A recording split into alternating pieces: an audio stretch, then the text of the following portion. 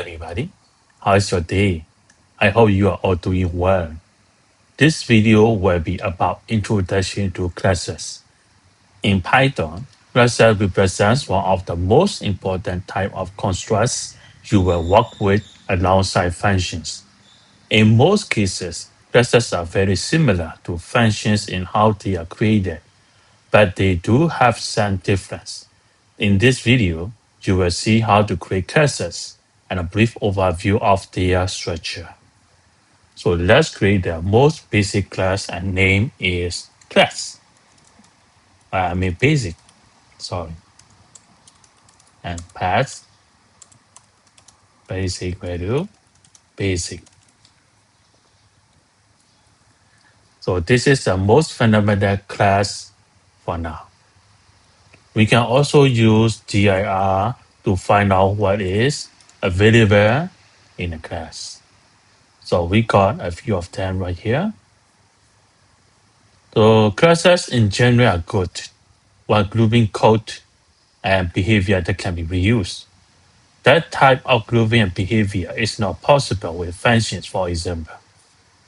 So let's define class and name it dog is animal is equal to true, def of buck,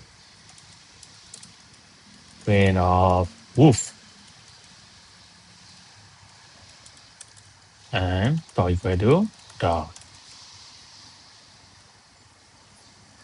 With the dog class instantiated and ready to be used, so you can interact with its paths. So dog buck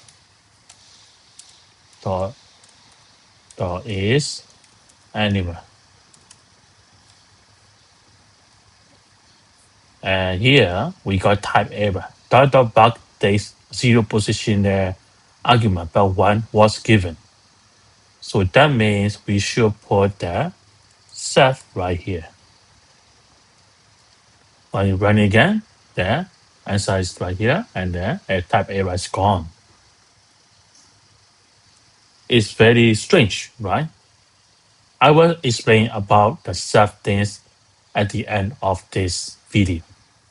So let's continue working with our classes. We can create as many instances of this class as you need. Let's say Milo equal to dog, Milo dog bark. So we got woof. So please watch out for class attributes that can change state from every instance and objects.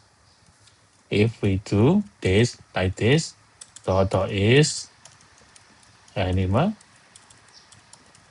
value false, when is Milo, and animal, Milo dot is animal, when is dot and animal, dot is animal. The both of them is false. That change will also affect any future object.